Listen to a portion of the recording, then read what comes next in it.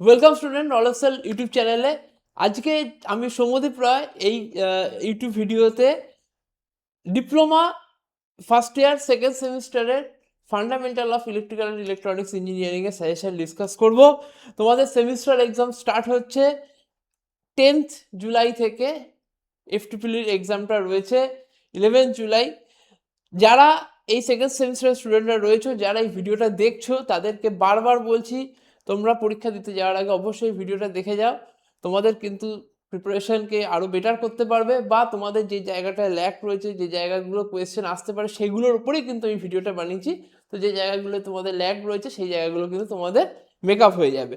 তো সময় নষ্ট না করে আমি ডাইরেক্ট ভিডিওতে চলে যাচ্ছি যে এই এফটিপিলি এক্সামের কি কি ইম্পর্টেন্ট কোয়েশ্চেন্স রয়েছে সেগুলো ডিসকাস করে দেবো। সেগুলো সম্পর্কে বলে দেবো যে কীভাবে আনসার লিখতে হবে। ফার্স্ট আমি যেখানে করব, আমি এখানে যে ইলেকট্রিক্যাল পার্টটা রয়েছে, ইলেকট্রিক্যাল পার্টের কোয়েশ্চেন ডিসকাস করব। আর এই ইলেকট্রিক্যাল পার্ট কোয়েশ্চেন ডিসকাস করার পরে ইলেকট্রনিক্স পার্টের যে কোয়েশ্চেন যেগুলো আসতে পারে সাজেশনে, যে আমরা সেট বানিয়েছি সেইগুলো ডিসকাস করে দেবে মিস্টার সৈকত সিংহ রায় স্যার। তো আমি চলে যাচ্ছি যে ইলেকট্রিক্যাল পার্টে কী কী ইম্পর্টেন্ট কোয়েশ্চেন রয়েছে।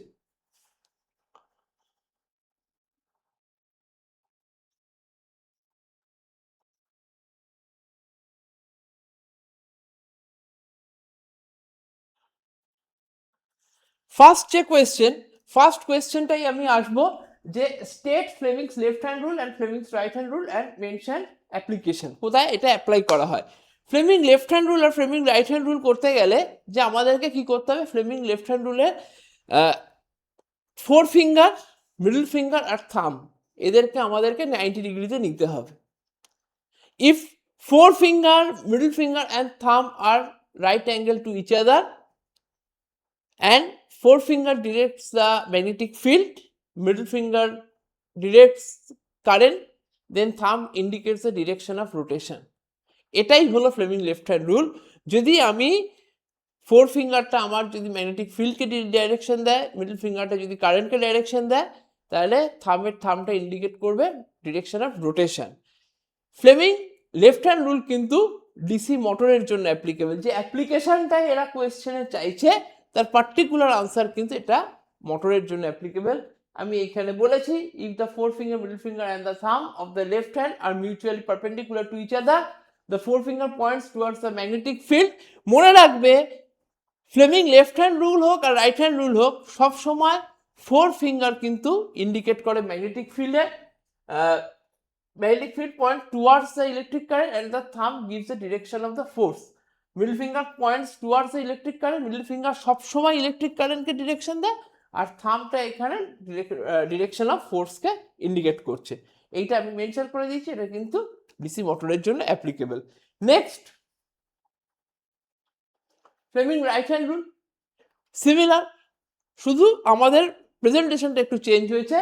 If thumb, forefinger and middle finger are of the right hand be stretched out mutually at right angles, যদি আমি রাইট হ্যান্ডের ফোর ফিঙ্গার, মিডল ফিঙ্গার আর থামকে যদি আমরা 90 ডিগ্রি টু ইচ আদার নিই, then four finger points the direction of magnetic field, thumb directs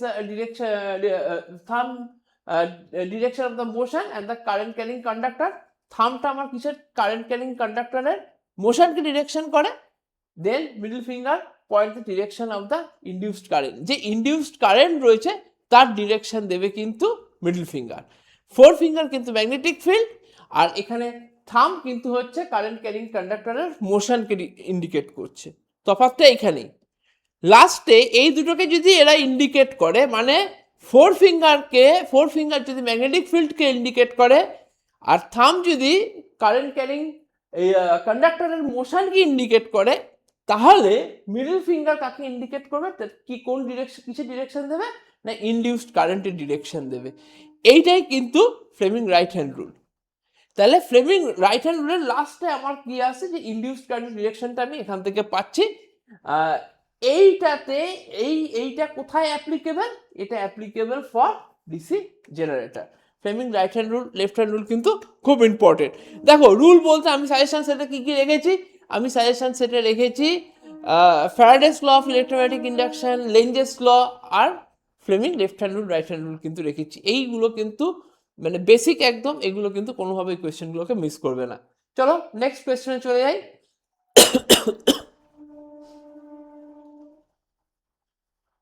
What do you mean by capacitance of the capacitor? What is its unit? Capacitance কি? Capacitance is the ability of capacitors to store electric charge. Electric charge K store করার এবিলিটিটাকে capacitance বলে। It is defined as a ratio of charge stored on either plate of the capacitor to the potential difference across it. আমি দেখিয়েছি এটা কার কার ratio, এটা হচ্ছে Q R V এর ratio. এই জন্য বলে দিয়েছি এখানে charge store either plate of capacitor to the potential difference, এদের রেশিওকে ক্যাপাসিটেন্স বলে। অ্যাকচুয়ালি ইলেকট্রোস্ট্যাটিক এনার্জিকে স্টোর করে হচ্ছে ক্যাপাসিটেন্স, আর ইন্ডাক্টর কি করে, ইন্ডাক্টর হচ্ছে ইলেকট্রোম্যাগনেটিক এনার্জিকে স্টোর করে। মাথায় রাখবে এই ইউনিটটা, ক্যাপাসিটেন্সের ইউনিটটা হচ্ছে ফ্যারাড আর ইন্ডাক্ট্যান্সের ইউনিটটা হচ্ছে হেনরি। ইন্ডাক্টরের রেসপেক্টে ইন্ডাক্টরের একটা প্রপার্টি বলি, এরা কিন্তু কারেন্টের ডিরেকশন আর ম্যাগনিটিউডকে চেঞ্জ করতে অপোজ করে। তাহলে এই প্রপার্টিগুলো কিন্তু ইন্ডাক্টরের মাথায় রাখবে যে কারেন্টের ডিরেকশনটাকে, কারেন্টের ম্যাগনিটিউডকে চেঞ্জ করতে অপোজ করে ইন্ডাক্টর। ওকে, তো নেক্সট এখানে দিয়ে দিয়েছি, মেনশন করে দিয়েছি 1 ফ্যারাড মানে 1 coulomb by 1 volt. Question number 3-তে চলে যাচ্ছি।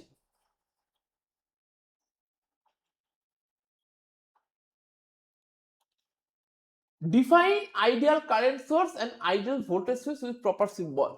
Ideal voltage source কি? An ideal voltage source is a source that maintains a constant voltage across its terminal regardless of current drawn by the load. কত current draw করছে তার উপর কিন্তু কোনো ডিপেন্ড করবে না, একটা কনস্ট্যান্ট ভোল্টেজ কিন্তু মেনটেন করবে। যদি করে তাহলে তাকে বলবো আইডিয়াল ভোল্টেজ সোর্স। বারবার বলছি, কত লোড কত কারেন্ট ড্র করছে তার উপর কিন্তু ডিপেন্ড করবে না। সেই রেসপেক্ট আমি বলছি যে কত কারেন্ট ড্র করছে সেটার উপর ডিপেন্ড করবে না, একটা কনস্ট্যান্ট ভোল্টেজকে সে মেনটেন করবে, তাকে বলা হচ্ছে আইডিয়াল ভোল্টেজ সোর্স। নেক্সট আসছে আইডিয়াল কারেন্ট সোর্স কাকে বলে? An ideal current source is a source that delivers a constant current. Ideal current source constant current K delivers করে, is a source that delivers constant current regardless of voltage across its terminal.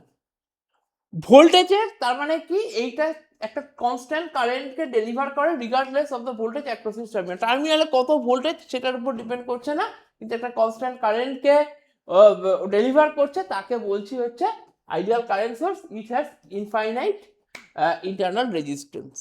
এই internal resistance কিন্তু infinite থাকে। আর ideal voltage সোর্সের resistance কি, zero voltage, zero internal resistance. তো important question. Next চলে যাচ্ছে কোয়েশ্চেনে। Right down the unit of resistivity. Resistivity কোথা থেকে আসছে? অ্যাকচুয়ালি রেজিস্ট্যান্স দুটো প্যারামিটারের উপর ডিপেন্ডেন্ট, একটা হচ্ছে লেন্থ অফ দ্য কন্ডাক্টর, একটা হচ্ছে area of the conductor. Length of the conductor যত বাড়বে রেজিস্ট্যান্স কিন্তু তত বাড়বে, আর এরিয়া অফ দ্য কন্ডাক্টর যত বাড়বে মানে ওটা ইনভার্সলি প্রপোর্শনাল, রেজিস্ট্যান্স কিন্তু তত কমবে। এরিয়া অফ দ্য কন্ডাক্টর বাড়লে রেজিস্ট্যান্স কমবে। কি করে মনে রাখবে? খুব সোজা লজিক, মনে রাখবে জলের পাইপ। যদি একটা পাইপের মধ্যে আমি যদি একটা পাইপের মধ্যে দিয়ে যদি বেশি ওয়াটার ফ্লো করে, কখন ওয়াটার ফ্লো করবে, মানে একটা বড় পাইপের মধ্যে ওয়াটার ফ্লো বেশি হচ্ছে, তার মানে রেজিস্ট্যান্স কিন্তু কম হচ্ছে। এই জায়গাটা মাথায় রাখবে, যত বড় পাইপ তার মানে এরিয়া তত বেশি, যত এরিয়া বেশি ওয়াটার ফ্লো হচ্ছে, তো রেজিস্ট্যান্স কম ক্রিয়েট হচ্ছে। তার মানে বেশি মোটা পাইপ, এরিয়া বড় যদি তার হয়, বেশি কারেন্ট ফ্লো হচ্ছে, রেজিস্ট্যান্স কম হচ্ছে। এটা কি করে প্রপোর্শনালিটি দেখাতে পারি? এটা এইভাবে দেখাতে পারি, আর প্রপোর্শনাল টু এল বাই এ। এখান থেকে যদি আমি ইকুয়াল করি আর ইকুয়ালস টু এল বাই এ, এইখানে যেটা আনছি সেটা রেজিস্টিভিটি। এইটা হচ্ছে এই যে প্রপোর্শনাল থেকে ইকুয়াল আসছি যখন, তখন যে কনস্ট্যান্টটা দিয়ে এখানে মাল্টিপ্লাই করছে সেটাই হচ্ছে রেজিস্টিভিটি। তাহলে রেজিস্টিভিটিটাকে আমি কি দেখাতে পারি? এ বাই এল ইন্টু আর। তার মানে এইটা যদি আমি বলি মিটার স্কোয়ার মিটার ওম, তাহলে এটা কাটাকুটি করলে আসছে ওম মিটার। তার জন্য ওহম মিটার হচ্ছে রেজিস্ট্যান্স। তাহলে the SI units of rho is এখানে হচ্ছে ওহম মিটার।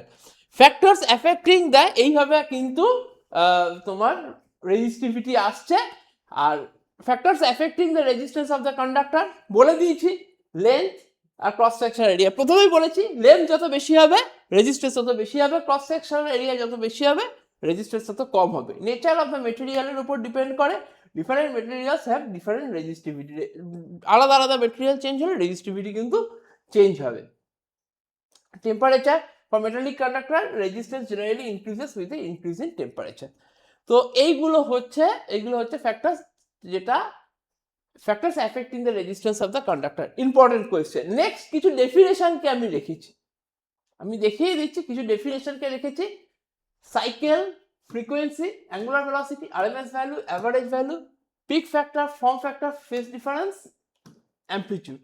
আর একটা আমি ভ্যালুকে বলতে পারি যেটা হচ্ছে ইনস্ট্যান্টেনিয়াস ভ্যালু, এখানে নেই। একটা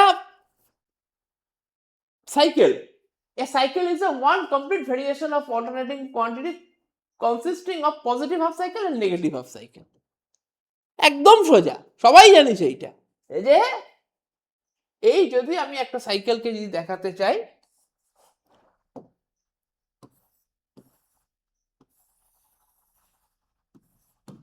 এইটা হচ্ছে একটা ফুল সাইকেল হচ্ছে এইটা। তাহলে এইখানে ম্যাক্সিমাম যেটা ভ্যালু, একটা পজিটিভ ম্যাক্সিমাম ভ্যালু, একটা নেগেটিভ ম্যাক্সিমাম ভ্যালু, এইটা হচ্ছে আমার এখানে হচ্ছে ম্যাক্সিমাম। মানে প্যারামিটার ভোল্ট হতে পারে, ভোল্টেজ হতে পারে, কারেন্ট হতে পারে, যেটা খুশি হতে পারে। তাহলে এইটা হচ্ছে একটা ফুল সাইকেল হচ্ছে কিন্তু এইটা। এবার এই কতগুলো এক সেকেন্ডে কতগুলো এরকম সাইকেল হচ্ছে, এই জিনিসটা এক সেকেন্ডে কতবার হচ্ছে সেটাকে বলা হয় ফ্রিকোয়েন্সি। তার মানে এখানে টি ইজ ইকুয়াল টু, এই জন্য 1/f, যেখানে এফটা কি হয় ফ্রিকোয়েন্সি। ফ্রিকোয়েন্সি কি? The number of cycle completed in 1 second. বারবার বলছি, the number of cycle completed in 1 second by a alternating quantity is known as frequency. Its units is hertz. Angular velocity is the rate at which alternating quantity changes its space measured in radius per second. Angular velocity মানে কি? কি স্পিডে change হচ্ছে। Rate at which alternating quantity change in face, কি স্পিডে alternating quantity change হচ্ছে সেইটাকে বলা হচ্ছে অ্যাঙ্গুলার ভেলোসিটি।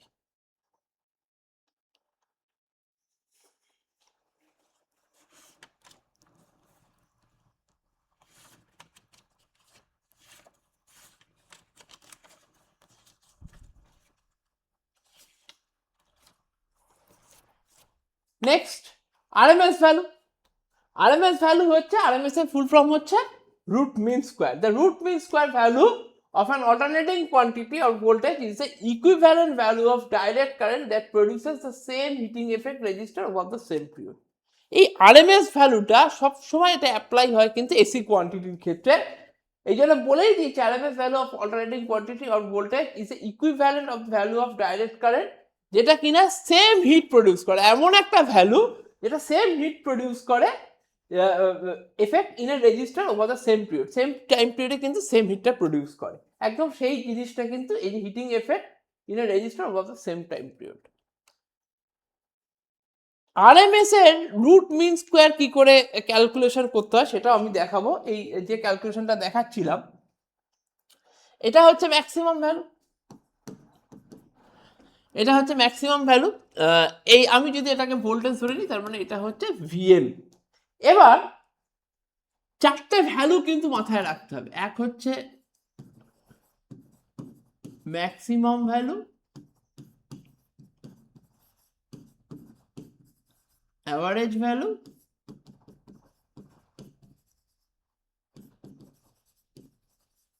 Instantaneous value. এই ভ্যালুগুলো কিন্তু তোমাদেরকে কিন্তু, আর হ্যাঁ 4 নম্বর হচ্ছে আরএমএস ভ্যালু, মাথায় রাখতে হবে। ম্যাক্সিমাম ভ্যালু দেখিয়ে দিয়েছি। ইনস্ট্যান্টেনিয়াস ভ্যালুটা আগে বলি। যে কোনো ইনস্ট্যান্টে তুমি যে কোনো একটা টাইম পিরিয়ড বলো, এই পয়েন্টে এটা হচ্ছে ওমেগা টি, একটা টাইম 5। এই সময় যে ভ্যালুটা এই ভ্যালুটা হচ্ছে V5, এই জায়গাটা হচ্ছে ওমেগা টি 4,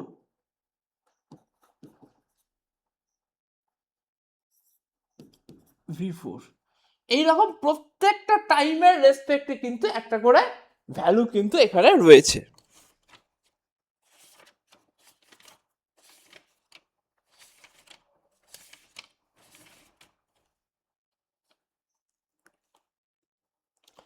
এই যে যে প্রত্যেকটা ইনস্ট্যান্টে যে ভ্যালু হচ্ছে, যে কোনো ইনস্ট্যান্টে এরকম ইনস্ট্যান্ট হতে পারে, এইটা হচ্ছে আমি ওমেগা টি 1, এই ইনস্ট্যান্টে ভোল্টেজ V1, এরকম ইনস্ট্যান্টে ওমেগা টি 2, V2, এটা হচ্ছে 4 থেকে শুরু করেছি, এটা হচ্ছে ওমেগা টি 3, V3। এরকম বিভিন্ন ইনস্ট্যান্টে কিন্তু বিভিন্ন টাইমে ইনস্ট্যান্টে ভ্যালুগুলো কিন্তু চেঞ্জ হয়ে যাচ্ছে।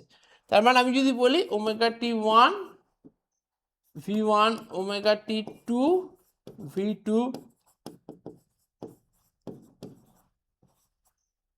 এরকম করে চেঞ্জ হচ্ছে। এই ভ্যালুগুলোকে কোনো একটা ইনস্ট্যান্টে যে ভ্যালু হয় সেইগুলোকে বলা হয় ইনস্ট্যান্টেনিয়াস ভ্যালু। ম্যাক্সিমাম ভ্যালু বলেছি, অ্যাভারেজ ভ্যালু কি সব কটা ভ্যালুকে যোগ করে n দিয়ে যদি ভাগ করে দিই। আমি যদি অ্যাভারেজ ভ্যালু ক্যালকুলেশন করতে যাই তাহলে কি করব, V1, V2 এরকম করতে করতে Vn, n দিয়ে ডিভাইড করে দিলাম, কি বেরিয়ে গেল, অ্যাভারেজ ভ্যালু বেরিয়ে গেল। খুব সোজা কনসেপ্ট, অ্যাভারেজ ভ্যালু বের করার কনসেপ্ট খুব সোজা। এটা হলো অ্যাভারেজ ভ্যালু বেরিয়ে গেল। আরএমএস ভ্যালু পুরো না মনেই রাখতে হবে না, খুব সোজা আরএমএস ভ্যালু বার করা, রুট মিন স্কোয়ার, এইটা হচ্ছে আরএমএস ভ্যালু। রুট যা যা বলছে সেটা করবো, রুট দিলাম, মিন করবো, মিন মানে অ্যাভারেজ,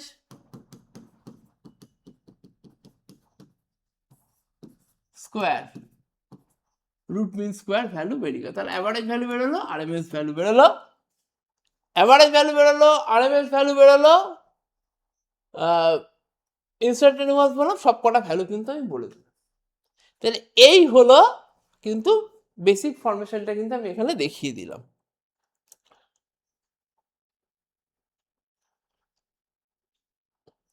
এই যে আরএমএস ভ্যালুর আর একটা ভাবে দেখানো যায়, সেটা আমি এখানে দেখিয়েছি। ভোল্টেজ আর কারেন্টের ক্ষেত্রে একই জিনিস, জাস্ট এটা ভিএম, এটা আইএম। আরএমএস ভ্যালু হচ্ছে ম্যাক্সিমাম ভোল্টেজ বাই √2, এটা কিন্তু একটা আলাদা ফর্মুলা, যখন যেমন দরকার পড়ে তখন আমি সেভাবে কাজে লাগাই। আর অ্যাভারেজ ভ্যালুর কিন্তু আর একটা ফর্মুলা রয়েছে, 2 VM/π, মানে 0.637 VM। তার মানে একটা ফর্মুলা আমি ওখানে লিখে দিলাম, আর একটা ফর্মুলা হচ্ছে এইটা। ম্যাক্সিমাম ভ্যালুকে আমি যদি এটা করি, আরএমএস ভ্যালুকে লিখতে পারি RMS value equals to maximum value by √2, আর একটা অ্যাভারেজ ভ্যালুকে আমি লিখতে পারি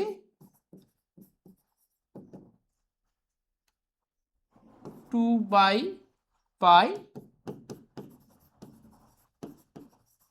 ইন্টু ম্যাক্সিমাম ভ্যালু। তাহলে এটা একটা অ্যাভারেজ ভ্যালু, একটা আরএমএস ভ্যালুর ফর্মুলা কিন্তু আমি এখানে লিখে দিলাম। মনে রাখবে এই দুটো করে ফর্মুলা, আগে একটা করে ফর্মুলা আগে দেখিয়ে দিয়েছি, এটা হচ্ছে আর একটা ফর্মুলা। এবার আসছি peak factor.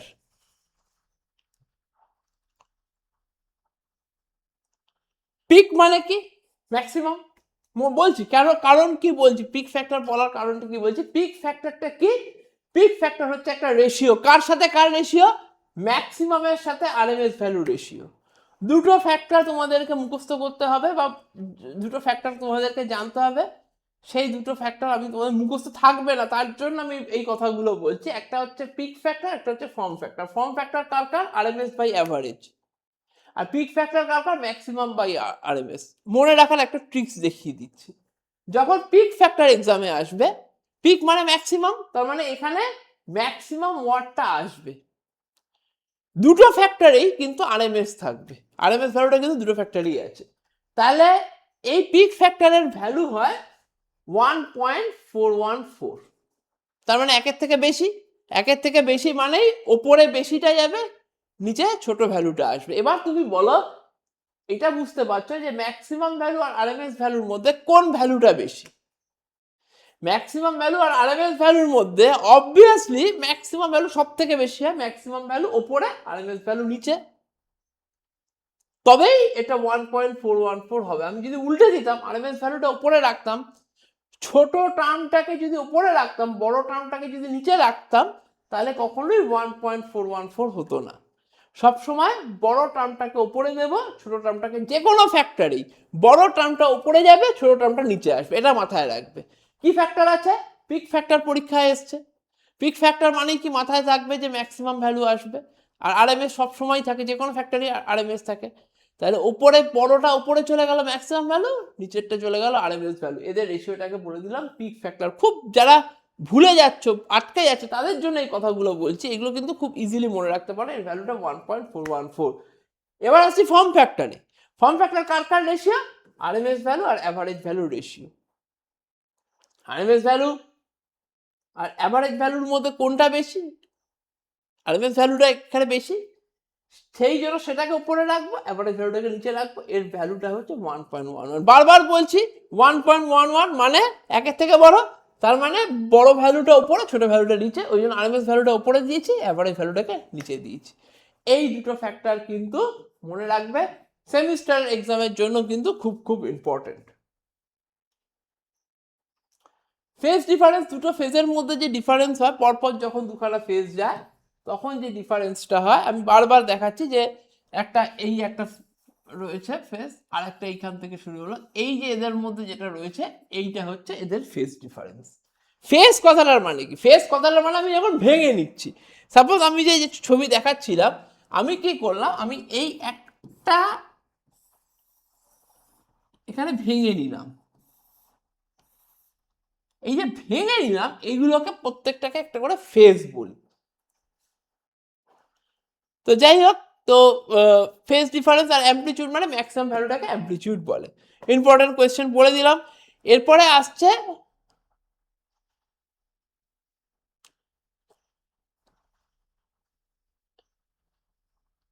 what are active and passive component, give the examples. Active component কাকে বলে? Active components are electronic components that require an external power source to operate and can control, amplify or generate electrical signal.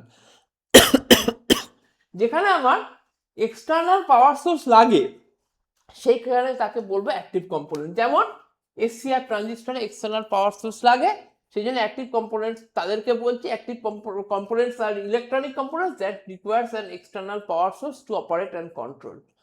একটা electronics পার্টকে যেখানে control করতে গেলে external power source লাগে, সেই কম্পোনেন্টগুলোকে বলবো অ্যাক্টিভ কম্পোনেন্ট। আর যাদেরকে কন্ট্রোল করতে গেলে এক্সটার্নাল পাওয়ার সোর্সের দরকার পড়ে না, রেজিস্ট্যান্স, ইন্ডাক্ট্যান্স, ক্যাপাসিট্যান্স, বা এদেরকে কন্ট্রোল করতে গেলে এক্সটার্নাল সোর্সের দরকার পড়ে না, এদেরকে বলবো প্যাসিভ কম্পোনেন্ট। দিয়ে দিয়েছি এখানে। Next question, what do you mean by the source transformation and how can convert a voltage source into current source? খুব সোজা কথা মাথায় রাখবে, ভোল্টেজ সোর্সের সাথে রেজিস্ট্যান্স সিরিজে, কারেন্ট সোর্সের সাথে রেজিস্ট্যান্স প্যারালালে। যদি এরকম একটা ভোল্টেজ সোর্স থাকে, যদি এরকম থাকে যে ভোল্টেজ সোর্স আর রেজিস্ট্যান্স এটা কিসে রয়েছে? সিরিজে রয়েছে, সেটাই যখন কারেন্ট সোর্স করব আমি বলছি যদি এটা থাকে 10, এটা যদি 5 থাকে, ভ্যালু যদি এটা 10 হয়, এটা যদি 5 হয়, তাহলে এই কারেন্ট সোর্সের ভ্যালু কত হবে? একদম ডাইরেক্ট ফর্মুলা। সবসময় রেজিস্ট্যান্স কি হবে? ভোল্টেজ সোর্সের সাথে সিরিজে থাকলে বা কারেন্ট সোর্সের সাথে রেজিস্ট্যান্স প্যারালালে থাকলে তবেই সোর্স ট্রান্সফরমেশন পসিবল, আদারওয়াইজ কিন্তু সোর্স ট্রান্সফরমেশন পসিবল না। যদি এখানে থাকে তাহলে আমি কি করব, তাহলে এই যে কারেন্টটা বেরোবে এটা 10/5 ইকুয়ালস টু 2, তার মানে এই কারেন্টটা তখন কিন্তু 2 হবে, এটা 2 হয়ে যাবে, এটা 5, রেজিস্ট্যান্সের ভ্যালু তো চেঞ্জ হবে না, এরকমই থাকবে। যদি এরকম থাকতো তখন কিন্তু আমরা এখান থেকে আবার এখানেও কনভার্ট করতে পারতাম, তার মানে কারেন্টের ভ্যালু 2, রেজিস্ট্যান্সের ভ্যালু 5, তার ভোল্টেজের ভ্যালু 2 × 5 10, রেজিস্ট্যান্স হচ্ছে 5। এইভাবে কিন্তু সিস্টেমটা কিন্তু এইভাবে মানে এইভাবে কিন্তু কনভার্সনটা দেখাতে পারি। এই উল্টো কনভার্সনটা কিন্তু এইখানেও দেখানো হয়েছে, কারেন্ট সোর্স থেকে ভোল্টেজ সোর্সে কনভার্সন, আর আগে যেটা দেখালাম ভোল্টেজ সোর্স থেকে কারেন্ট সোর্সে conversion. What do you mean by apparent power, active power and reactive power? তিনটে পাওয়ারের কথা আমি এর পরের question, important question. And what is power triangle? তিনটে পাওয়ার ট্রায়াঙ্গেল থেকেই কিন্তু তিনটে পাওয়ার এসছে। তিনটে পাওয়ারের ফর্মুলা খুব ছোট করে দেখিয়ে দিচ্ছি যে তিনটে পাওয়ার রয়েছে, অ্যাক্টিভ পাওয়ার, রিঅ্যাক্টিভ পাওয়ার,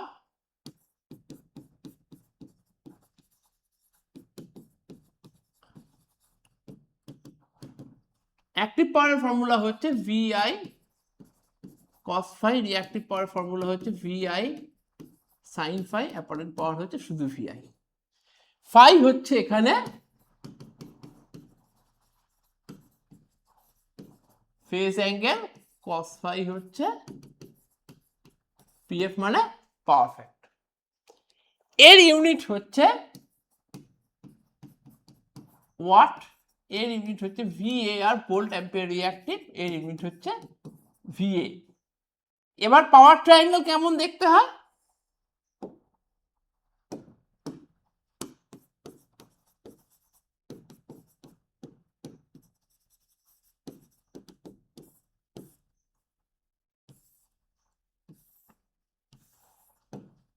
এটা অ্যাক্টিভ পাওয়ার, এটা রিঅ্যাক্টিভ পাওয়ার, আর এটা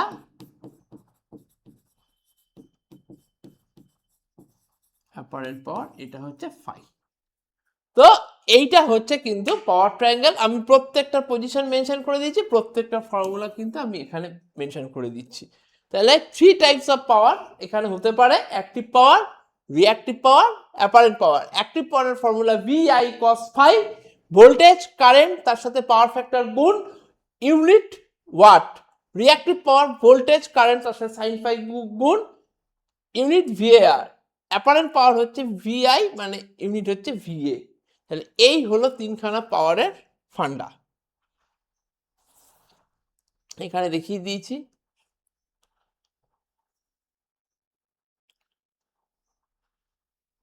এখানে একটা কোয়েশ্চেন আছে, হোয়াট ইজ পাওয়ার ফ্যাক্টর? দেখো, পরীক্ষার আগে কমপ্লিকেটেড করতে চাই না, পাওয়ার ফ্যাক্টরকে অনেক তিনখানা ডেফিনেশন দিয়ে করা যেতে পারে। মনে রাখবে পাওয়ার ফ্যাক্টরের সবচেয়ে ইজি ডেফিনেশনটা এখানে দিয়েছি, রিয়েল পাওয়ার আর অ্যাপারেন্ট পাওয়ারের রেশিওকে বলা হয় power factor. Power factor is the ratio of real power to the apparent power. Real power মানে অ্যাক্টিভ পাওয়ার। কি করে হচ্ছে? এই যে রিয়েল পাওয়ার এখানে কি, তার মানে এখানে আমি যদি বলি cos phi, real power VI cos phi, apparent power শুধু VI, তাহলে cos phi পড়ে থাকছে। তাহলে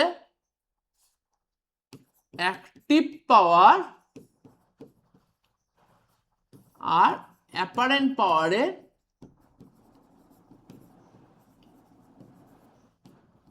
রেশিওকে কি বলা হয়? পাওয়ার ফ্যাক্টর বলে। ওকে, এখানে সেটাই করেছি। নেক্সট কোয়েশ্চেন কি আছে? তার সাথে আছে right the value of power factor of purely resistive, capacitive and purely inductive circuit. মাথায় রাখবে রেজিস্টিভ সার্কিটের ক্ষেত্রে আমি তিনখানা জিনিস তার আগে একটু দেখিয়ে দেবো, তাহলে জিনিসটা তোমাদের কাছে ক্লিয়ার থাকবে। তিনটে জিনিস দেখাচ্ছি, পিওরলি রেজিস্টিভ,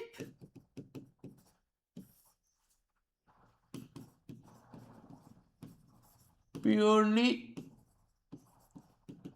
ইন্ডাকটিভ,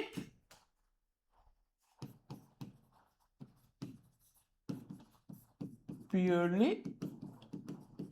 ক্যাপাসিটিভ।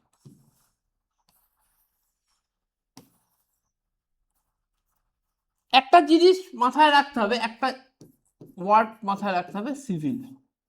সবকিছুর কিন্তু সলিউশন কিন্তু এই একটা ওয়ার্ডে। পিওরলি রেজিস্টিভের ক্ষেত্রে ভোল্টেজ আর কারেন্টের মধ্যে কিন্তু কোনো অ্যাঙ্গেল নেই, তাহলে এখানে এই অ্যাঙ্গেলটাই ফেজ অ্যাঙ্গেল বলে, এখানে অ্যাঙ্গেল কিন্তু phi equals to 0 degree. Purely resistive সার্কিটের ক্ষেত্রে কিন্তু এদের মধ্যে কোনো অ্যাঙ্গেল নেই। তার মানে আমাকে কোয়েশ্চেনটা কি করেছিল, what is the value of power factor? তার মানে এখানে power factor cos phi equals to 0, তার মানে cos phi equals to 1। তাহলে পিওরলি রেজিস্টিভ সার্কিটের ক্ষেত্রে পাওয়ার ফ্যাক্টর কি? 1। Purely inductive circuit, purely inductive circuit মানে কি, আমি যদি এখানে রেফারেন্স লাইনে যদি কারেন্টটাকে আঁকি, এবার আমার বুঝতে পারছি না কি হবে, তার জন্য এই ওয়ার্ডটা মাথায় রাখবে সিভিল, যদি ভুলে যাও তার জন্য এটা মাথায় রাখবে। ইন্ডাকটিভ মানে কি এল, ক্যাপাসিটিভ মানে কি সি, তাহলে ইন্ডাকটিভ এখানে এলটা লাস্টে আছে, তাহলে আমি কি করব, ইন্ডাকটিভের যখন ধরবো তখন এইটুকু নেব, ভিআইএল কথাটা নেব, আর যখন ক্যাপাসিটিভ করব তখন এই সিআইভি কথাটা নেব। এবার যদি আমি ইন্ডাকটিভের ক্ষেত্রে দেখি, তাহলে কি নিলাম, ভিআইএল, আর এর ক্ষেত্রে কি নিলাম, সিআইভি। ভিআইএল, এলটা ইন্ডাকটিভ, বাদ দাও, ভি আগে আই পরে, তার মানে ভোল্টেজটা কি করবে, লিড করবে। তাহলে ইন্ডাকটিভ সার্কিটের ক্ষেত্রে ভোল্টেজটা কি হয়ে গেল, এদিকে হয়ে গেল, লিড করছে, ভোল্টেজ আগে কারেন্ট পড়ে, ভোল্টেজ আগে কারেন্ট পড়ে, কত ডিগ্রিতে, 90 ডিগ্রি, তার মানে cos ফাই কত, 0। এইখানে যেহেতু কারেন্ট পিছিয়ে আছে, এটা কি হবে, ল্যাগিং হবে। পিওরলি ক্যাপাসিটিভের ক্ষেত্রে কি হবে, আগে কারেন্ট পরে ভোল্টেজ, কারেন্টের পজিশন থেকে সরবে না, পরে ভোল্টেজ, ভি নিচের দিকে নামিয়ে দিলাম, ফাই ইকুয়ালস টু কত, 90 degree, cos phi equals to কত, 0। এটাও 0 ছিল, কিন্তু এটা কি হবে, এখানে যেহেতু কারেন্ট উপরে আছে, এটা হচ্ছে পাওয়ার ফ্যাক্টর হচ্ছে এখানে লিডিং, বোঝা যাচ্ছে না, লিডিং। তাহলে এই হলো তিনটের ক্ষেত্রে পাওয়ার ফ্যাক্টর, তার মানে পিওরলি রেজিস্টিভ সার্কিটের ক্ষেত্রে কিন্তু পাওয়ার ফ্যাক্টর 1, পিওরলি ইন্ডাকটিভ সার্কিটের ক্ষেত্রে পাওয়ার ফ্যাক্টর 0, পিওরলি ক্যাপাসিটিভ সার্কিটের ক্ষেত্রে পাওয়ার ফ্যাক্টর 0, পিওরলি ইন্ডাকটিভ সার্কিটের ক্ষেত্রে পাওয়ার ফ্যাক্টর 0 ল্যাগিং, আর এক্ষেত্রে হচ্ছে 0 লিডিং। এই হলো তিনখানা পাওয়ার ফ্যাক্টর।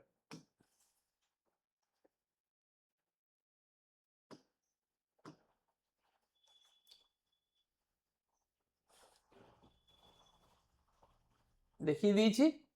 নেক্সট কোয়েশ্চেন,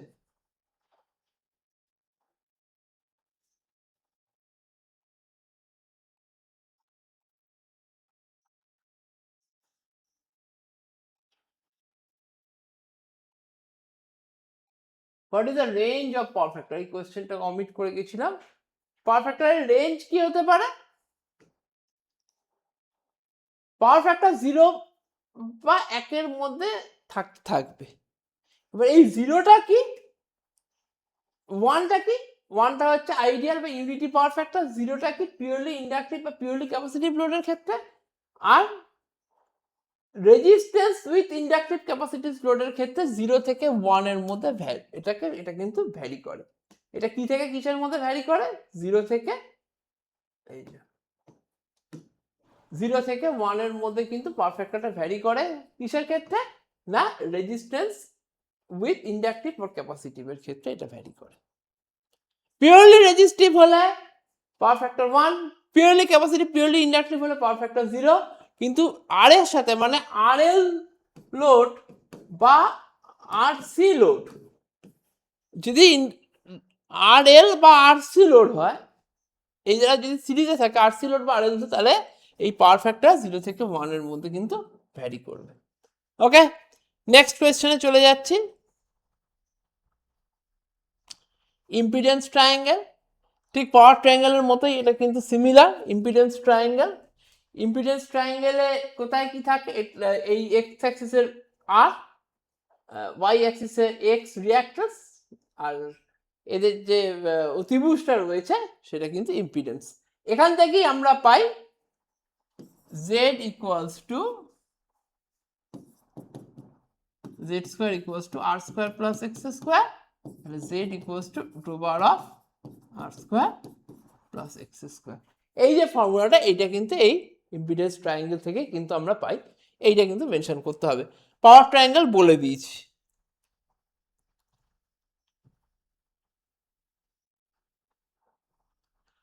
কিছু ডেফিনেশন রেখেছি important. First definition is magnetic flux. Magnetic flux is the total number of magnetic field lines passing through a given surface. একটা given surface এর মধ্যে দিয়ে যত magnetic lines যায় তাদেরকে magnetic flux বলে। magnetic flux, magnetic lines কিন্তু একই। ইউনিট কি? ওয়েবার। ম্যাগনেটোমোটিভ ফোর্স কি? দেখো আমি যদি ইলেকট্রিক সার্কিট আর ম্যাগনেটিক সার্কিটকে সিমিলারিটি নিয়ে আসতে চাই, কারেন্টের অ্যানালগাস হচ্ছে ফ্লাক্স, রেজিস্ট্যান্সের অ্যানালগাস হচ্ছে রিলাক্টেন্স, ইএমএফ এর অ্যানালগাস হচ্ছে এমএমএফ। তাহলে এমএমএফ মানে ফ্লাক্সের সাথে রিলাক্টেন্সের গুণ, মাল্টিপ্লিকেশন। আর একটা হতে পারে এন ইন্টু আই, যেখানে এন হচ্ছে নাম্বার অফ কয়েলস, আই হচ্ছে কারেন্ট, এদের গুণফলকে কিন্তু ম্যাগনেটোমোটিভ ফোর্স বলে। is established the magnetic flux. MMF কি? is a force that establishes the magnetic flux in a magnetic circuit. যেটা ম্যাগনেটিক ফ্লাক্স এস্টাবলিশ করে magnetic সার্কিটে, সেই ফোর্সটাকে বলা হয় ম্যাগনেটোমোটিভ ফোর্স। রিলাক্টেন্স কি? যে বাধাটা পাচ্ছে তাকে রিলাক্টেন্স বলছে। Reluctance is the opposition of what in the magnetic circuit to flow the magnetic flux. বলে দিয়েছি। তাহলে এমএমএফ, ইএমএফ মানে যদি হয়, ইএমএফটা একটা তো ভোল্টেজ, তাহলে ইএমএফ কে যদি আমি লিখি কারেন্ট ইনটু রেজিস্ট্যান্স, যদি আমি লিখি, তাহলে এমএমএফ কে আমি বলতে পারবো ফ্লাক্স ইনটু রিলাক্টেন্স। এটা মাথায় রাখবে, কারণ এই দুটো similar. EMF, MMF, current, flux, resistance, reluctance. তাহলে এমএমএফ মানে হচ্ছে ফ্লাক্স ইনটু রিলাক্টেন্সের গুণফল। তাহলে রিলাক্টেন্স মানে কি হবে? MMF by flux. তাই করেছি।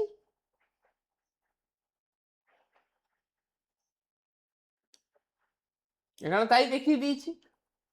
আর এমএমএফ এর ইউনিট হচ্ছে অ্যাম্পিয়ার টার্নস, আর ফ্লাক্সের ইউনিট হচ্ছে weber, ampere turns per weber. Permeability কি? Permeability is the ability of a magnetic material to allow magnetic flux to pass through it. Permeability হচ্ছে এবিলিটি, কিসের এবিলিটি? ম্যাগনেটিক মেটেরিয়ালের এবিলিটি, যে কতটা আমি ফ্লাক্সকে ওর মধ্যে দিয়ে যেতে পারমিশন দিচ্ছি, কতটা ফ্লাক্সকে একটা ম্যাগনেটিক সার্কিট কতটা ফ্লাক্সকে অ্যালাউ করছে, সেই যে প্রপার্টিটা, সেটাকে বলা হয় পারমিয়াবিলিটি। ফ্লাক্স ডেন্সিটি কি? ম্যাগনেটিক ফ্লাক্স ডেন্সিটি হচ্ছে পার ইউনিট এরিয়াতে, একটা টোটাল এরিয়াতে একটা ফ্লাক্স আসছে, পার ইউনিট এরিয়াতে কত ম্যাগনেটিক ফ্লাক্স থাকছে সেটাকে বলা হচ্ছে ফ্লাক্স ডেন্সিটি। দেখিয়ে দিয়েছি। নেক্সট কোয়েশ্চেন হচ্ছে state the Faraday's law of electromagnetic induction. দেখো দুখানা ল রয়েছে, আমি ফ্যারাডেস লটা একটু বলে দিই, সুবিধা হবে।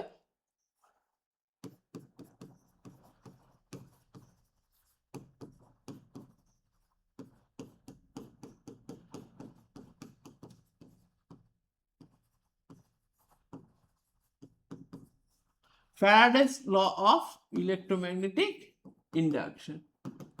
সমস্ত EMF generation,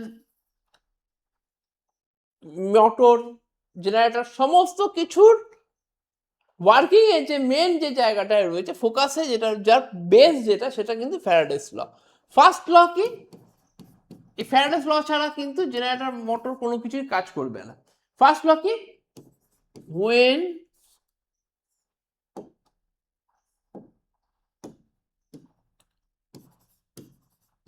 when a current carrying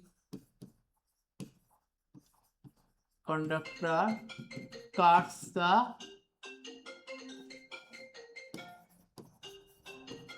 magnetic field and EMF is induced in that conductor. When a current carrying conductor cuts the magnetic field and EMF is induced in that conductor. Second law ki?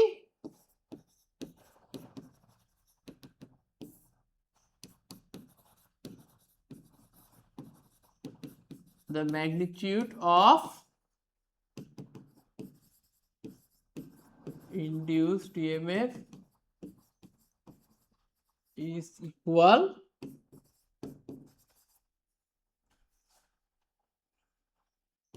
rate of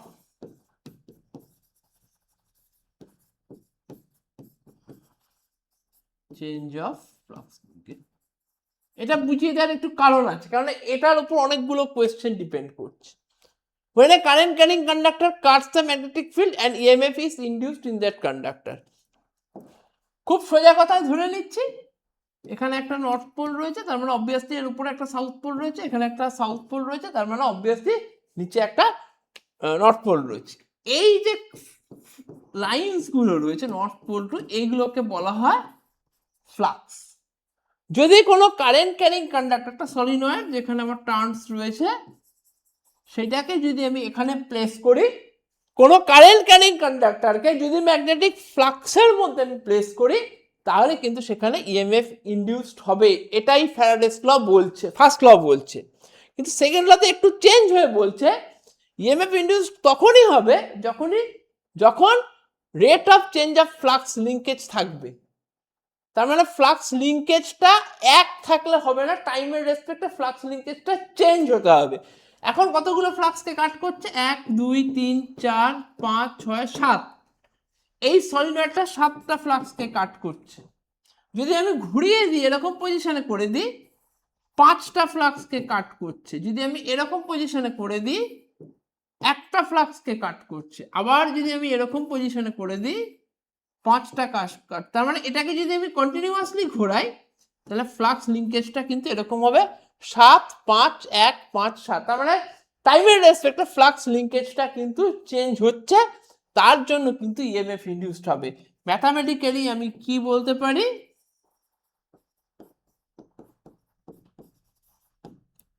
induced EMF E equals to minus n d phi by dt। n হচ্ছে number of turns,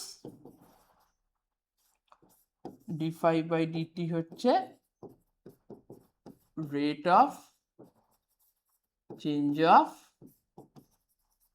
flux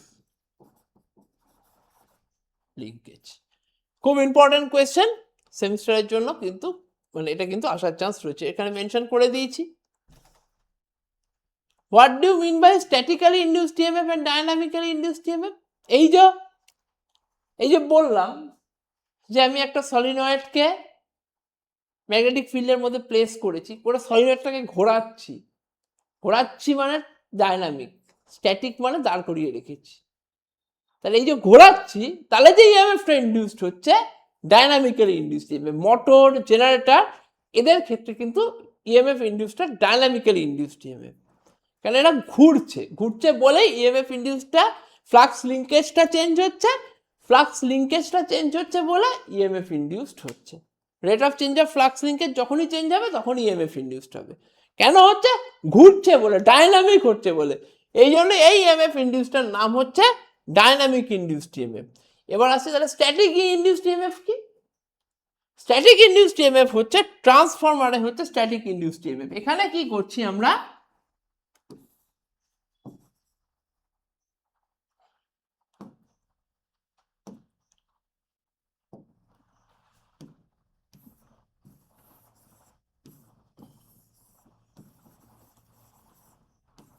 দুটো side, primary side, secondary side, এদিকে আমি একটা voltage transformer. কি transformer? Basically একটা static device যেটা ভোল্টেজকে কমায় বা বাড়ায়, পাওয়ারকে কনস্ট্যান্ট রেখে। ভোল্টেজ বাড়ালে কারেন্ট কমবে, যদি এদিক থেকে এদিকে গিয়ে ভোল্টেজটা বেড়ে যায় তাহলে কারেন্ট কমে যায়, যদি ভোল্টেজটা কমে যায় কারেন্টটা বেড়ে যায়। এটাই তো ট্রান্সফরমারের মেইন ওয়ার্কিং। কেন হচ্ছে? তাহলে এখানে আমরা এসি পাঠাচ্ছি, ডিসি কারেন্ট পাঠাচ্ছি না। তাহলে এসি যখনই পাঠাচ্ছি, তার মানে ভোল্টেজটা কি টাইমের রেসপেক্টে চেঞ্জ হচ্ছে। তাহলে ভোল্টেজটা টাইমের রেসপেক্টে চেঞ্জ হচ্ছে, তার মানে কারেন্টটা কি? এটা যদি ভোল্টেজ হয় তাহলে কারেন্ট কি? কারেন্টও টাইমের রেসপেক্টে চেঞ্জ হচ্ছে।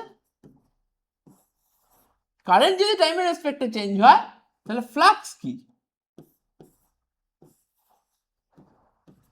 ফ্লাক্সও কিন্তু টাইমের রেসপেক্টে চেঞ্জ হচ্ছে।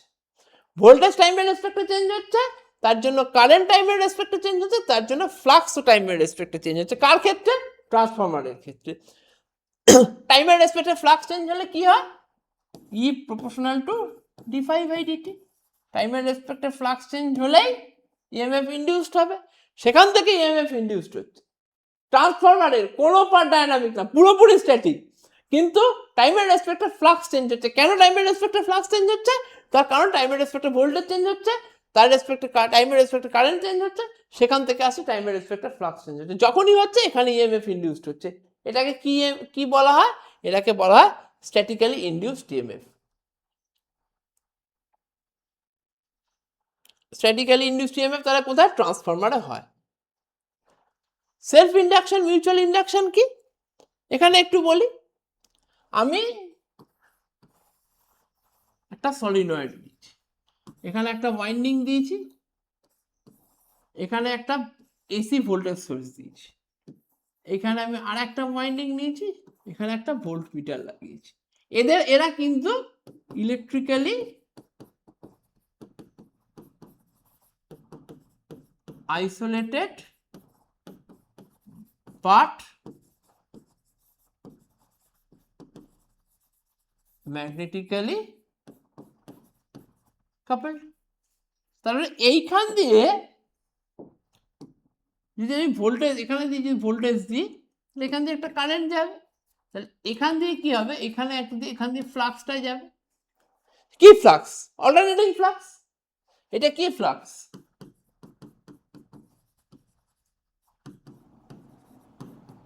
Alternating flux. অল্টারনেটিং ফ্লাক্স মানে টাইমের রেসপেক্টে চেঞ্জ হচ্ছে, ডিফাই বাই ডিটি হচ্ছে।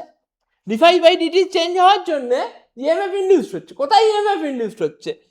যেখানে ভোল্টেজ দিয়েছি, এটার যদি নাম্বার অফ টার্ন এন হয়, এটা যদি নাম্বার অফ টার্ন এন হয়, n1 হয়, এটা যদি নাম্বার অফ টার্ন n2 হয়, ইএমএফ ইনডিউসড কিন্তু দুই জায়গাতেই হবে।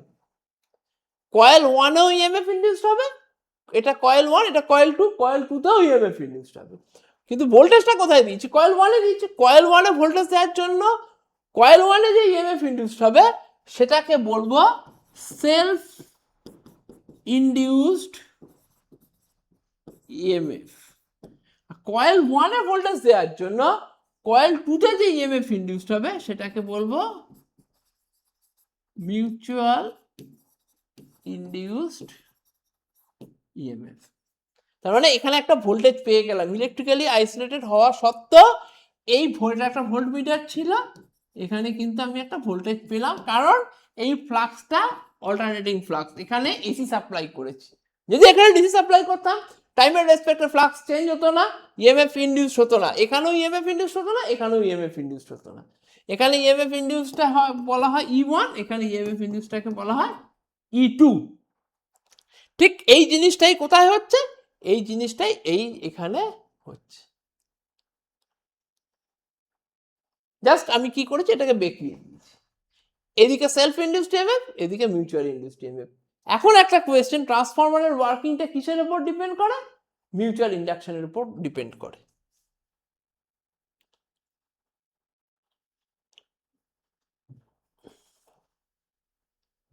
ট্রান্সফরমারের বেসিক্যালি দুটো লস থাকে, একটা হচ্ছে কোর লস, একটা copper loss.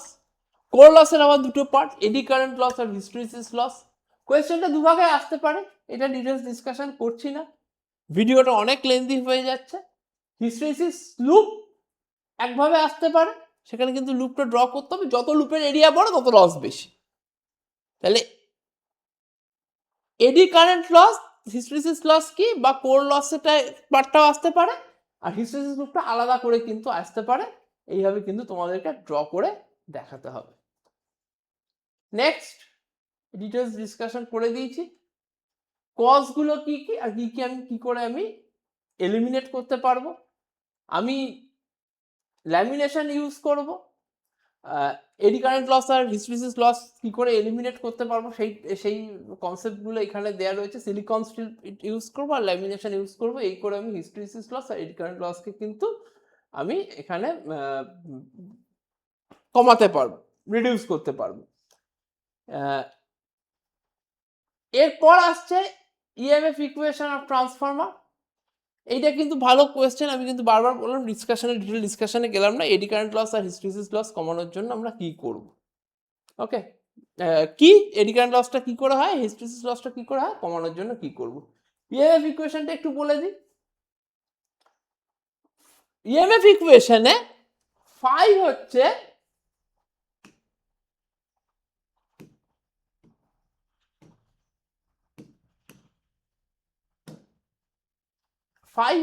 Phi M sine omega T. যে কোনো একটা ইনস্ট্যান্টানিয়াস ফ্লাক্সের ফর্মুলা হচ্ছে phi equal to phi M sine omega T. Induced EMF Faraday's law থেকে কি আছে, E equals to minus D phi by dt. T হচ্ছে এখানে number of turns, capital T. Number of টার্নসটা বাইরে চলে গেল, তাহলে minus T into D phi by dt হয়ে গেল। Minus T D by dt, ফাইয়ের জায়গায় ফাই এম সাইন ওমেগা টি লিখলাম। লেখার পরে কি হলো, এটার যখন ডেরিভেটিভ করলাম, ওমেগাটা বাইরে এলো, মাইনাস একটা এলো, মাইনাস তো ছিল, তাহলে মাইনাস টি মাইনাস ওমেগা, ফাই এমটা কনস্ট্যান্ট বাইরে গেল, সাইন ওমেগাটির জন্য কস ওমেগাটি হলো। এবার এই যে মাইনাসটা সাইনটা জায়গায় কস হয়েছে, একে আমার সাইনে নিয়ে আসতে গেলে আমার কি হতো, কি করে দিতে হবে, sine pi by two minus omega t হবে। মানে কস ওমেগাটি মানে কি, সাইন 90 ডিগ্রি মাইনাস ওমেগাটি। এবার এই মাইনাসটাকে যদি ভেতরে ঢুকিয়ে নিই, তাহলে ওমেগাটি মাইনাস 90 ডিগ্রি হয়ে যাবে। 90 ডিগ্রি মাইনাস ওমেগাটি হবে না, ওমেগাটি মাইনাস 90 ডিগ্রি হবে। এইটা হচ্ছে ফর্মুলা। আরএমএস ভ্যালুর ফর্মুলা কি, এইটা হচ্ছে আরএমএস ভ্যালুর ফর্মুলা, ম্যাক্সিমাম ভ্যালু বাই √2। এবার এখানে কথাটা হচ্ছে, এবার আসছেটা কি করে, তাহলে ই এর ফর্মুলা এইটা। তার মানে আমি এক কথায় বলতে পারি ই ইজ ইকুয়াল টু আমার কি আসছে, T omega phi M sine omega T minus pi by 2 এলো। এবার কখন এই ভ্যালুটা ম্যাক্সিমাম হবে, এই ম্যাক্সিমাম হবে যখন এই ভ্যালুটা 1 হবে। তার মানে E equals to EM into 1, তার মানে ইএম ইকুয়ালস টু কি, EM equals to T omega phi M, এটাই হচ্ছে ইএম এর value, T omega phi M. এখান থেকে এই জায়গা থেকে আমি আসছি টি ওমেগা ফাই এম, এইটা বাই আরএমএস ভ্যালু মানে কি, এটা বাই √2। তাহলে আরএমএস ভ্যালু হচ্ছে, আগেই বলেছি ইএম বাই √2 হয়, তাহলে ইএম হচ্ছে টি ওমেগা ফাই এম বাই √2। যখনই করছি তখনই এই ভ্যালুটা কি হচ্ছে, এটা করলে এবার এই ওমেগার জায়গায় আমি কি বসাবো, 2 পাই এফ বসাচ্ছি, T 2 pi F omega by √2, সেইটা ভ্যালু পুট করলে এখান থেকে এইটা আসছে equals to 4.44 phi M F T. 4 এটা করলে 4.44, 2 পাই বাই √2 করলে 4.44 ফাই এম এফ টি। এটা হচ্ছে EMF equation of transformer. Important question. Working প্রিন্সিপালটা মোটামুটি ডিসকাস করে দিয়েছি, যেটা ডিসকাস করেছি সেটাই তোমাকে ছবি এঁকে লিখতে হবে। Working principal of 2 winding transformer এখানে একদম মেনশন করে দিয়েছি যে প্রাইমারি সাইডের সমস্ত জিনিস E1 N1 I1 দিয়ে লিখি, সেকেন্ডারি সাইডের সমস্ত জিনিস E2 I2 এইভাবে লিখি। একটা জিনিস মনে রাখবে, E1 by E2, V1 by V2, N1 by N2 সবটাই এরকম চলে, শুধু কারেন্টটা উল্টে যায়, I2 বাই I1 হয়। এটাকে ট্রান্সফরমেশন রেশিও বা এ দিয়ে ডিনোট করে। কেন হয়, কেননা power is equal to transform, আমরা জানি V ইন্টু I। পাওয়ারটা কিন্তু প্রাইমারি সাইডের পাওয়ার, সেকেন্ডারি সাইডের পাওয়ার কিন্তু বোথ আর সেম। তাহলে প্রাইমারি সাইডে যদি ট্রান্সফর্মার কি করে, ভোল্টেজকে স্টেপ আপ স্টেপ ডাউন করছে, স্টেপ আপ করছে মানে কি, সেকেন্ডারি সাইডে ভোল্টেজটা প্রাইমারি সাইডের থেকে বেশি হচ্ছে, স্টেপ ডাউন মানে সেকেন্ডারি সাইডের ভোল্টেজটা প্রাইমারি থেকে কমছে। তার মানে স্টেপ আপ যদি আমি বলি, তার মানে কি V2 greater than V1, step down যদি বলি V2 লেস দেন V1। যখনই V2টা বড় হবে তখনই কিন্তু কারেন্টটা কিন্তু ছোট হয়ে যাবে। আর এখানে যখন ভোল্টেজটা যখন কমবে কারেন্টটা কিন্তু বড় হয়ে যাবে, মানে ভোল্টেজ বাড়লে কারেন্ট কমবে, কারেন্ট কমলে ভোল্টেজ বাড়বে, তবেই গিয়ে পাওয়ারটা সেম থাকবে। তার জন্য এটা ইনভার্সলি প্রপোর্শনাল, I2/I1। ট্রান্সফরমার সবসময় কেভিএ রেটিং করা হয়, কিলোওয়াটে রেটিং করা হয় না, মাথায় রাখবে এই কোয়েশ্চেনটা, কিন্তু মাথায় রাখবে ট্রান্সফরমারকে কেভিএতে রেটিং করা হয়। কেননা ট্রান্সফরমার যেখানে বানানো হয় আর যেখানে ইনস্টল করা, ম্যানুফ্যাকচার আর ইনস্টল, এই দুটো জায়গার মধ্যে পাওয়ার ফ্যাক্টর কিন্তু চেঞ্জ হয়ে যায়। তাহলে যেহেতু এটা জাস্ট মনে রাখার জন্য বলছি, যেহেতু পাওয়ার ফ্যাক্টর চেঞ্জ হয়ে যায়, তাহলে রেটিং করার সময় পাওয়ার ফ্যাক্টরটা কিন্তু এখানে আনা হয় না। Not necessary for the semester exam, just তোমাদেরকে একটু ইনফরমেশন দিয়ে রাখলাম। এই ধরনের কোনো কোয়েশ্চেন যে ট্রান্সফরমার কিসে রেটিং করা হয়, কেভিএতে করা হয়, নট ইন কিলোওয়াট। হয়ে গেল। ব্যাক ইএমএফ এর সিগনিফিকেন্স কি? ব্যাক ইএমএফ কিন্তু একটা ইম্পর্টেন্ট রোল ডিসি মেশিনে। ডিসি মেশিন যখন ঘুরছে, রোটেট করছে, তখন তো সে তো ম্যাগনেটিক ফিল্ডের মধ্যেই রোটেট করছে, তার মানে ওখানে একটা ইএমএফ তৈরি হবে। যেই ইএমএফটা according to the Lenz's law supply ভোল্টেজকে অপোজ করবে, এটাকে বলবো ব্যাক ইএমএফ। এর সিগনিফিকেন্স কি? চারটে পয়েন্টগুলো শুধু মাথায় রাখবে, যদি পুরোটা মনে রাখতে না পারো। লিমিটস দ্য আর্মেচার কারেন্ট, তাহলে এই যে মোটরের স্পিড যখন বাড়ছে, ব্যাক ইএমএফ ইনক্রিজ করছে, ব্যাক ইএমএফ কি করছে, আর্মেচার কারেন্টকে কমিয়ে দিচ্ছে। 2 নম্বর, প্রোভাইডস অটোমেটিক স্পিড রেগুলেশন। যদি লোড বাড়ে, যদি মেশিনের লোড বাড়ে, তাহলে মোটর স্পিড কি হয়, কমে যায়। মোটর স্পিড যখন কমে যায় তাহলে ব্যাক ইএমএফও কমে যায়। তাহলে armature current, this allows more armature current producing higher torque to meet increase the load, that's the automatic adjust its speed. এবার কি হয়, এইভাবে কিন্তু স্পিডটাকে কন্ট্রোল করে। তাহলে যখনই আমার এখানে ব্যাক ইএমএফ কমে গেল, এটা তাহলে আর্মেচার কারেন্টকে বাড়ালো, ব্যাক ইএমএফ কমে গেল মানে কি, আর্মেচার কারেন্ট বাড়লো, প্রডিউসিং হায়ার টর্ক, টর্কটাও বাড়লো। যখনই আমার আর্মেচার কারেন্ট বাড়বে তখনই টর্ক বাড়বে, টর্ক বাড়লে আমার কিন্তু স্পিডটাও কিন্তু ওর সাথে সাথে অ্যাডজাস্ট হয়ে যাবে। Prevent motor damage. Back EMF কি করে, এক্সেসিভ কারেন্ট ড্র থেকে মোটরকে আটকায়।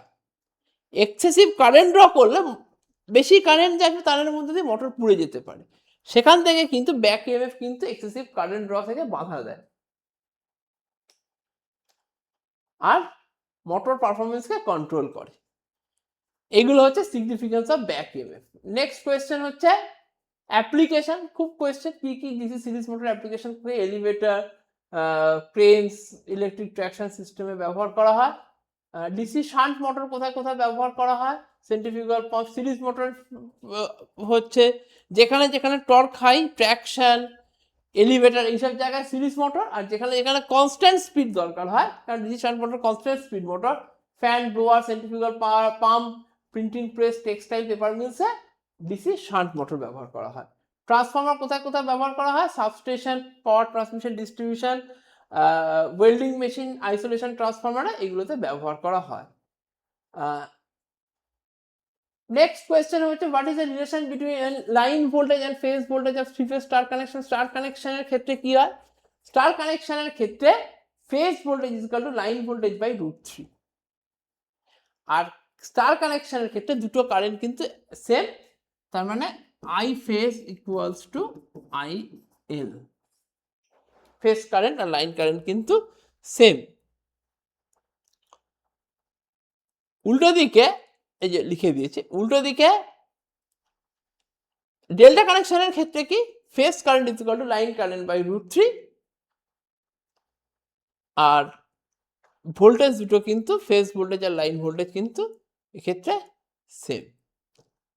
অটো ট্রান্সফরমার কি, অটো ট্রান্সফরমার বেসিক্যালি একটাই কনস্ট্রাকশন থাকে, আমার এই একটা ওয়াইন্ডিং থেকেই কিন্তু জিনিসটাকে কিন্তু ভেঙে নেওয়া হয়। And auto transformer is the electrical machine that contains only one winding. It is used to transform or change the voltage level or current in electrical system. শুধু এইটাই মাথায় রাখবে যে একটা কোরের মধ্যে আমার এরকম করে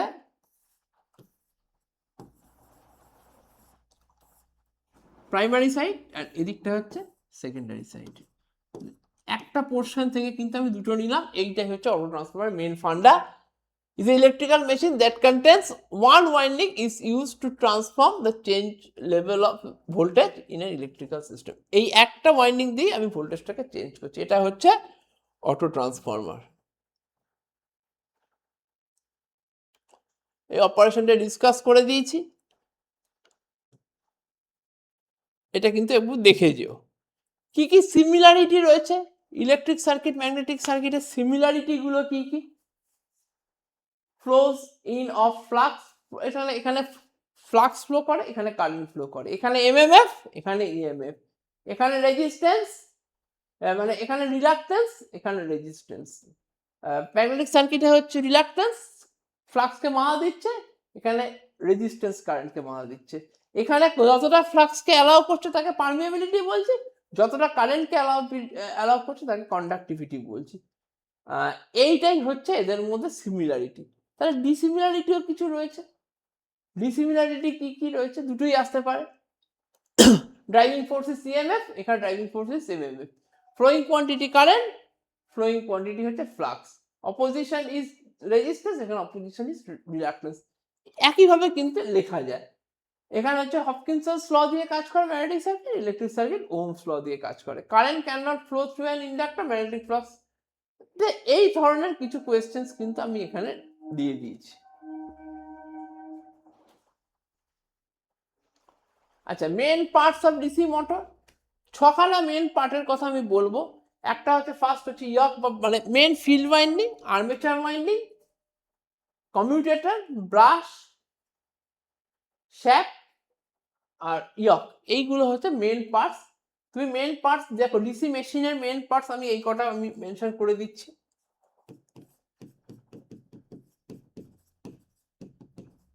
ফিল্ড ওয়াইন্ডিং,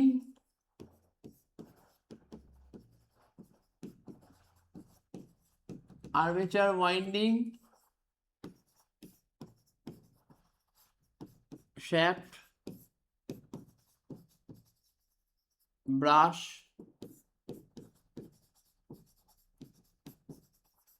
কমিউটেটর কি একটা মেকানিক্যাল রেকটিফায়ার, যেটা কিনা এসি থেকে ডিসিতে কনভার্ট করে ডিসি জেনারেটরের সময়, আর ডিসি মোটরের সময় ডিসি থেকে এসিতে কনভার্ট করে।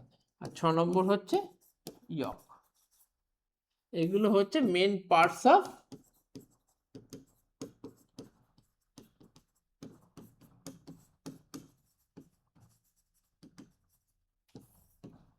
DC machine. ওকে, কনস্ট্রাকশনটা দেখানো হয়েছে। এটা দেখিয়ে দিয়েছি pure phasor diagram of pure capacitive inductive resistive সার্কিটের, এটা দেখিয়ে দিয়েছি, এটা অলরেডি আমি দেখিয়ে দিয়েছি। লেঞ্জেস ল কি? আচ্ছা, ভোল্টেজ ট্রান্সফরমেশন রেশিও বলে দিয়েছি। ভোল্টেজ ট্রান্সফরমেশন রেশিও হচ্ছে secondary voltage to the primary ভোল্টেজকে ভোল্টেজ ট্রান্সফরমেশন রেশিও বলে। লেঞ্জেস ল কি? দ্য ইলেকট্রোম্যাগনেটিক্যালি ইনডিউসড কারেন্ট, এটা মাথায় আমি বলে দিচ্ছি, আমি একবারে বলে দিচ্ছি। লেঞ্জেস ল কিন্তু খুব important. The electromagnetically induced current flows in such a direction, এমন ডিরেকশনে ইলেকট্রোম্যাগনেটিক্যালি ইনডিউসড কারেন্ট ফ্লো করবে, the magnetic field produced by it, যে ম্যাগনেটিক ফিল্ডটা প্রডিউস হচ্ছে, tends to oppose the very cause which produces it, যার magnetic ফিল্ডটা যার জন্য তৈরি হয়েছে তাকেই অপোজ করবে। Electromagnetically induced current flows in such a direction, এমনভাবে ইলেকট্রোম্যাগনেটিক্যালি ইনডিউসড কারেন্ট ফ্লো করবে, the magnetic field produced by it tends to oppose the very cause which produces it. Magnetic ফিল্ডটা যার জন্য তৈরি হচ্ছে, ম্যাগনেটিক ফিল্ড তাকেই বাধা দেবে কি কারেন্টটা, ইনডিউসড কারেন্টটা এমন ডিরেকশনে ফ্লো করছে। এটাই হচ্ছে লেঞ্জেস ল। এই লেঞ্জেস ল এর জন্যই কিন্তু ব্যাক ইএমএফ এসছে।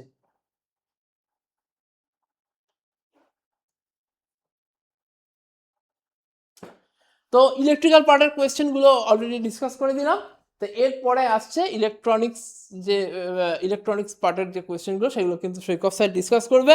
তার আগে একটু ছোট করে বলে দিই নলেজ সেল সম্পর্কে। নলেজ সেল হচ্ছে টেকনিক্যাল ইনস্টিটিউট, যেখানে আমরা ডিপ্লোমা, বিটেক, কম্পিটিটিভ এক্সামের ক্লাস অনলাইন অফলাইন মোডে করাই।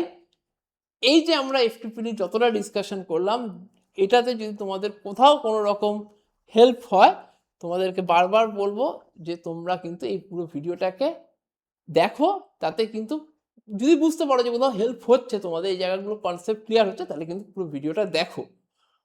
যারা একদম নতুন তাদেরকে বলবো চ্যানেলটাকে সাবস্ক্রাইব করো, কারণ বাকি সাজেশনের ভিডিওগুলো কিন্তু আমরা এইভাবে নিয়ে আসবো।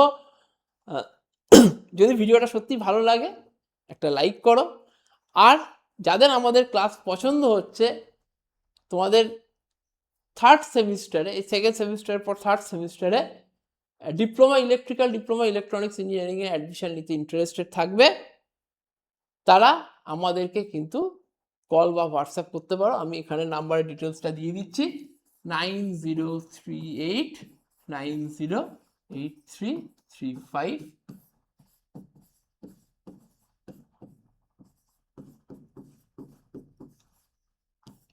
এই ডিটেলসে কিন্তু তোমরা কল বা হোয়াটসঅ্যাপ করতে পারো। তাছাড়া আমাদের ডিটেলস কিন্তু ডেসক্রিপশন বক্সে রয়েছে।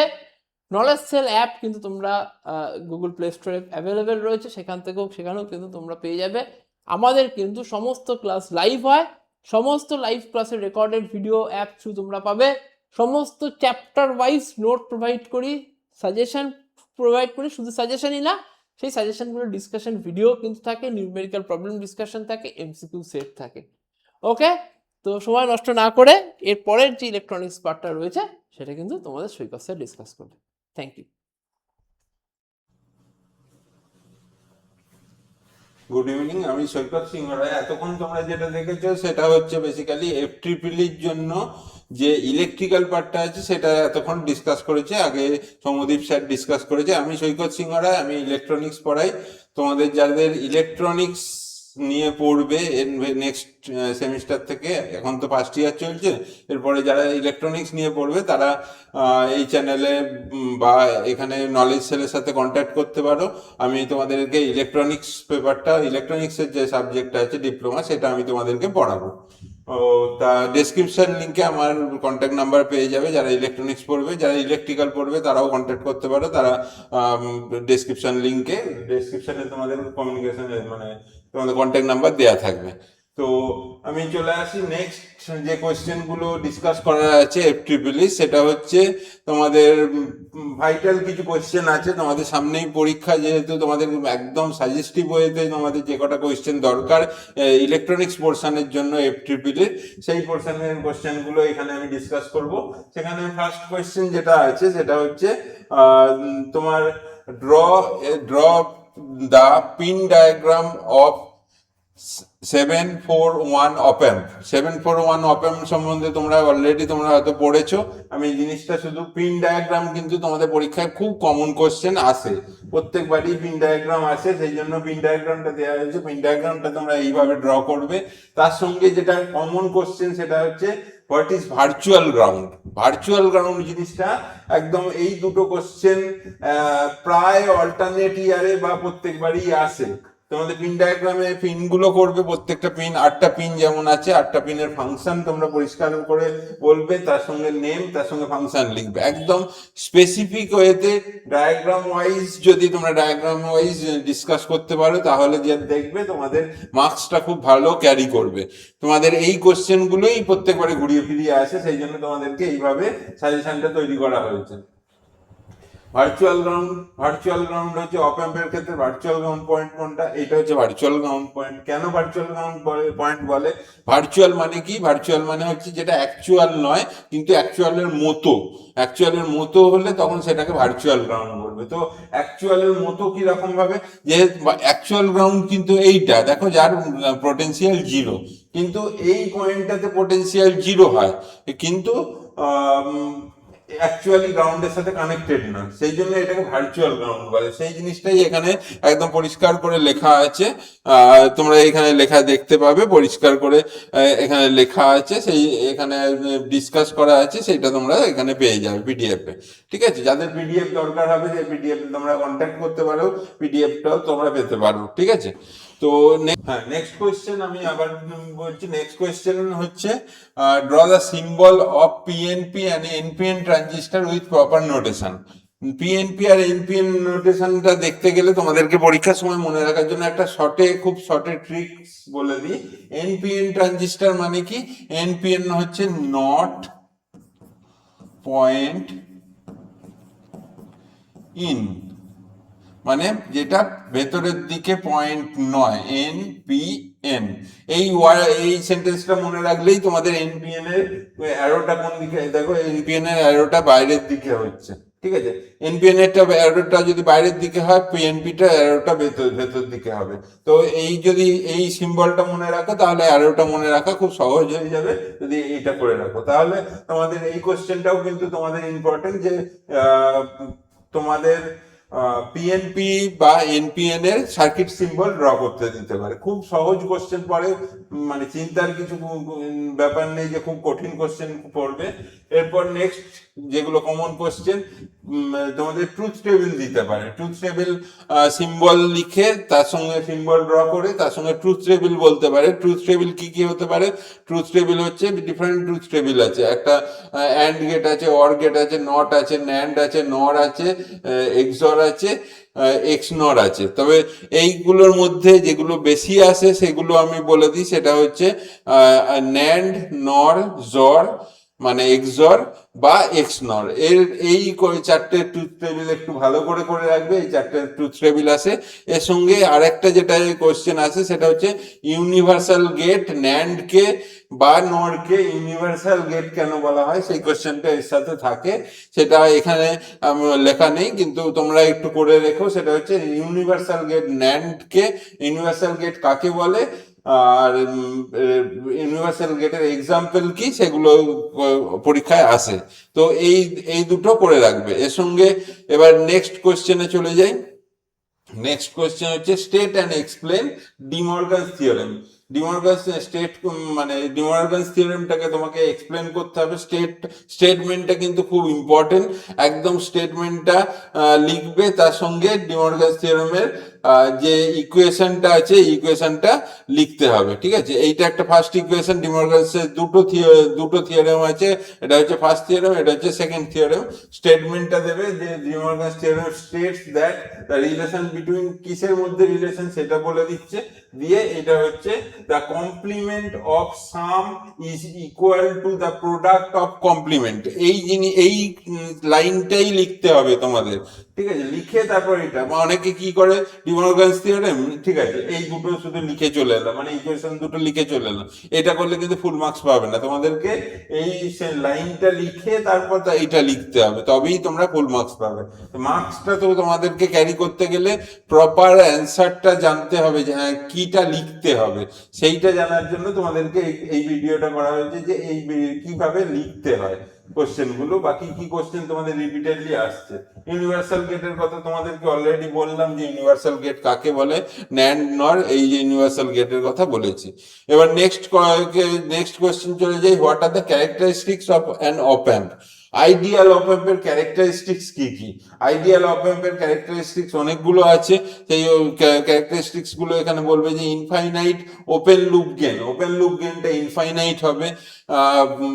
Infinite input impedance. Input impedance মানে input resistance, one kind of resistance বলতে পারো।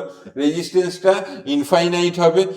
Zero output impedance. আউটপুট ইম্পিডেন্সটা জিরো হবে। আউটপুট ইম্পিডেন্স মানে হচ্ছে ইম্পিডেন্স মানে ওয়ান কাইন্ড অফ রেজিস্ট্যান্স বলতে পারো। তোমরা এখন রেজিস্ট্যান্স বলেই আপাতত বোঝো, যে আউটপুট ইম্পিডেন্সটা হচ্ছে জিরো হবে। ব্যান্ডউইথ ইনফাইনাইট ব্যান্ডউইথ হয়। স্লিউ রেটের কথা বলা আছে। স্লিউ রেটটা তোমাদের ইনপুটে মানে কিরকম ভাবে চেঞ্জ হচ্ছে সেটা বলা আছে। সিএমআরআর কি হবে, তারপর তার power supply rejection ratio, PSRR, এইগুলো সবকটাই কিন্তু আইডিয়াল ক্যারেক্টারিস্টিক্স এর মধ্যে পড়ে। Zero input offset voltage, zero noise and zero drift, এই কটা পয়েন্ট ওয়াইজ করবে। পয়েন্ট ওয়াইজ করলে একদম 3 নম্বর করে থাকে তোমাদের, ম্যাক্সিমাম 3 নম্বর থাকে। একটা যদি আইডিয়াল অপ অ্যাম্পের ক্যারেক্টারিস্টিক্স জিজ্ঞাসা করে, তখন 3 নম্বর থাকে। এই সব কটা পয়েন্টকে তোমাদেরকে প্রপারলি এক্সপ্লেন করতে হবে। নেক্সট কোয়েশ্চেনে চলে যাই। নেক্সট কোয়েশ্চেন কি আছে? Draw an inverter, draw A diagram of inverting amplifier বা নন ইনভার্টিং অ্যাম্পলিফায়ার, এই দুটোর মধ্যে একটা ধরে নাও তোমাদের পরীক্ষায় আসছে, সেই অনুযায়ী তোমরা প্রিপারেশন নাও, কেননা অল্টারনেট ভাবে প্রত্যেক ইয়ারই থাকে ইনভার্টিং আর নন ইনভার্টিং। ইনভার্টিং মানে কি, মনে রাখার জন্য আমি শর্টে বলে রাখছি, ইনভার্ট করবে যেখানে ইনপুটে সাপ্লাই ভোল্টেজ দিলে আউটপুটে অন্য, মানে যদি ইনপুটে পজিটিভ দিই আউটপুটে যদি নেগেটিভ পাওয়া যায় সেটা হচ্ছে ইনভার্টিং। আর নন ইনভার্টিং মানে কি, যদি ইনপুটে পজিটিভ দিলাম আউটপুটেও পজিটিভ পেলাম সেটা হচ্ছে নন ইনভার্টিং। তো ইনভার্টিং, এটা হচ্ছে ইনভার্টিং এর সার্কিট। এই সার্কিটটা তোমরা এখানে ভালো করে একটু দেখে নেবে, এখানে এক্সপ্লেন করে দেওয়া আছে সার্কিটটা কিভাবে এক্সপ্লেন করতে হবে। একটা সার্কিট, ইনভার্টিং সার্কিটের ইকুয়েশনটা কিন্তু পরীক্ষার সময় ইকুয়েশন লেখাটা কম্পালসারি, এটা কিন্তু মাথায় রাখতে হবে। এই যে ফাইনাল ইকুয়েশনটা যেটা ডিরাইভ করছো, একদম সুন্দর করে ডেরিভেশনের পর ইকুয়েশনটা লিখবে, তবেই তোমাদের ফুল মার্কস ক্যারি করবে। এরকম ভাবে নয় যে সার্কিট ডায়াগ্রাম করলাম যে ফাইনাল ইকুয়েশন করলাম, ডেরিভেশন করে ইকুয়েশনটা লিখবে যেরকম ভাবে এই পিডিএফ এ দেখানো আছে এইভাবেই করবে, তবে ফুল মার্কসটা পাওয়া যাবে। নেক্সট, এটা ইনভার্টিং গেল, এটা হচ্ছে নন ইনভার্টিং। নন ইনভার্টিং এর ক্ষেত্রে সার্কিট ডায়াগ্রামটা সেম, সার্কিটের সাথে এখানে কি করা আছে, সার্কিটের সাথে আউটপুট ইকুয়েশনটা যেটা আছে, ফাইনাল আউটপুট ইকুয়েশনটা অবশ্যই দেখে রাখবে, যে অনেক সময় এই ফাইনাল ইকুয়েশন থেকে একটা ছোট প্রবলেমও দিতে পারে, তবে প্রবলেম দেওয়ার চান্সটা তোমাদের কাছে ক্ষেত্রে খুব কম। আর একটু যখন সেকেন্ড ইয়ার থার্ড ইয়ারে উঠবে তখন এই ধরনের প্রবলেম থাকে। তো আপাতত তোমরা ফাইনাল ইকুয়েশন, সার্কিটে কিভাবে ডেরিভেশন হচ্ছে এইটুকু করলেই তোমাদের ক্ষেত্রে যথেষ্ট, ঠিক আছে। আচ্ছা, এরপর চলে যাই নেক্সট কোশ্চেনে। তাহলে ইনভার্টিং করবে, নন ইনভার্টিং করবে, এরপর হচ্ছে এক্সপ্লেন অপ amp act as Eder circuit, মানে অ্যাড করবে, মানে যা ইনপুট দেবে, ইনপুটে কি কি আছে, V1 V2 V3, তিনটে ইনপুট ভোল্টেজ আছে, আউটপুটে কি পাবো, এই তিনটের সাম বা অ্যাড করে আমরা আউটপুট ভোল্টেজটা পাবো। এইটাও তোমাদের ক্ষেত্রে খুব ইম্পর্টেন্ট। তার মানে কি হলো, অপ্যাম্প থেকে যে কোশ্চেন গুলো হচ্ছে, অপ্যাম্পের ইনভার্টিং, নন ইনভার্টিং আর অ্যাডার, অপ্যাম্পের আইডিয়াল ক্যারেক্টারিস্টিক্স, এগুলো অপ্যাম্পের 741 এর পিন ডায়াগ্রাম, এই কটা কোশ্চেন অপ্যাম্প থেকে খুব ইম্পর্টেন্ট হলো। আচ্ছা, নেক্সট পোর্শনে চলে যাই। এনার্জি ব্যান্ড ডায়াগ্রাম বলতে তোমাদের energy band diagram of insulator, conductor, semiconductor. Energy band diagram তিনটে এনার্জি ব্যান্ড ডায়াগ্রাম কিরকম হয় সেটা তোমাদেরকে দেখাতে হবে। এখানে এইটা ফার্স্টে যেটা দেওয়া আছে সেটা হচ্ছে কন্ডাক্টরে ওভারল্যাপ করা আছে, মানে দুটো মেনলি দুটো ব্যান্ড হয়, একটা হচ্ছে কন্ডাকশন ব্যান্ড, একটা হচ্ছে ভ্যালেন্স ব্যান্ড। যখন দুটো একটা আরেকটার সাথে ওভারল্যাপ করে তখন সেটাকে বলা হচ্ছে কন্ডাক্টর। যদি একটা থেকে আরেকটার গ্যাপ অল্প হয়, অল্প বলতে সেটা 1 ইলেকট্রন, ইভি মানে হচ্ছে ইলেকট্রন ভোল্ট, 1 ইভি থেকে যদি 6-7 ইভি পর্যন্ত হয় তখন সেটা সেমিকন্ডাক্টর রেঞ্জের মধ্যে পড়ে, মানে সেই মেটেরিয়ালটাকে আমরা সেমিকন্ডাক্টর বলবো, ঠিক আছে। পয়েন্ট, সেটা 1 ইভি বা 1 ইভির নিচেও হতে পারে, 0.7ও হতে পারে, 0.6 হতে পারে, 0.3ও হতে পারে, সেটা হতে পারে, ঠিক আছে।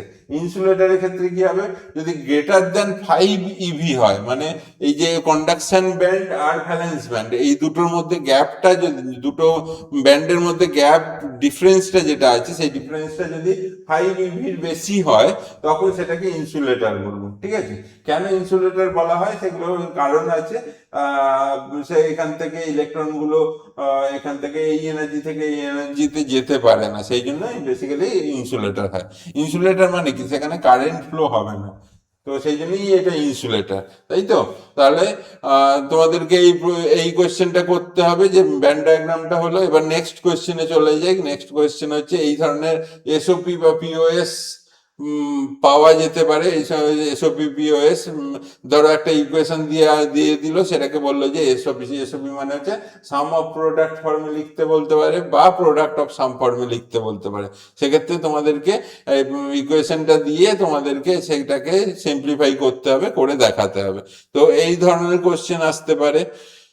নেক্সট হচ্ছে distinguish between intrinsic and extrinsic semiconductor. Intrinsic semiconductor R extrinsic semiconductor এর মধ্যে ডিফারেন্স কি? মানে intrinsic semiconductor মানে হচ্ছে পিওর সেমিকন্ডাক্টর, যেখানে ইম্পিউরিটি কিছু ডোপিং করা হয় না, সেটাকে বলা হচ্ছে ইন্ট্রিনসিক। আর ইম্পিউরিটি যখন কিছু ডোপিং করবো, মানে এন টাইপ মেটেরিয়াল দিলাম বা পি টাইপ মেটেরিয়াল দিলাম, তখন সেটাকে বলা হচ্ছে এক্সট্রিনসিক সেমিকন্ডাক্টর। প্রত্যেকটা ডিফারেন্স এখানে দেওয়া আছে, একদম সুন্দর করে পয়েন্ট ওয়াইজ দেওয়া আছে। যাদের পিডিএফ দরকার হবে বা যদি কোনো জায়গায় তোমাদের প্রবলেম থাকে, সেগুলোকে আমাদের সাথে কমিউনিকেট করতে পারো। ইলেকট্রিক্যালের জন্যও তোমাদের নাম্বার দেওয়া আছে, ইলেকট্রনিক্সের জন্যও আমার সাথে কমিউনিকেট করতে পারো, তোমরা এই পিডিএফটা পেয়ে যাবে। বা যদি নেক্সট সেমিস্টারে যারা ইলেকট্রনিক্স পড়তে চাও, তারা এই ভিডিওটা অবশ্যই সেভ করে রাখো, যাতে ইলেকট্রনিক্স বা ইলেকট্রিক্যাল যদি তোমরা যেটা পড়তে চাও, সেটা এই চ্যানেলের থ্রু দিয়ে পড়ানো হয়। তো এই কটা কোশ্চেন তোমরা একদম ফাইনাল সাজেশন হিসেবে দিলাম। FEEE এর ইলেকট্রনিক্স এর জন্য আগে ইলেকট্রিক্যাল ডিসকাস করা হয়েছে, এই কটা কোশ্চেন করবে। আর এর সাথে ডায়োডের একটা দুটো কোশ্চেন থাকে। ডায়োডের কোশ্চেনে ডায়োডের forward bias characteristics, reverse bias characteristics, এই কোশ্চেনটা কম বেশি মাঝে মাঝে আসে, সেটাও যদি পারো, যদি সময় থাকে। IV ক্যারেক্টারিস্টিক্স যেটা হয় এইভাবে যে ক্যারেক্টারিস্টিক্সটা থাকে, একটা ডায়োডের ফরওয়ার্ড বায়াস ক্যারেক্টারিস্টিক্স, এখানে রিভার্স বায়াস ক্যারেক্টারিস্টিক্স ডায়োডের কি হয়, সেইটা একটু করে রেখো, কারণ PN জাংশন ডায়োডের কোশ্চেন দেয়। আরেকটা কোশ্চেন যেটা মাঝে মাঝে জিজ্ঞাসা করে, সেটা হচ্ছে জেনার ডায়োডের কোশ্চেন জিজ্ঞাসা করে। What is Zener breakdown, what is avalanche breakdown. এটা common question. What is difference between Zener breakdown and avalanche breakdown.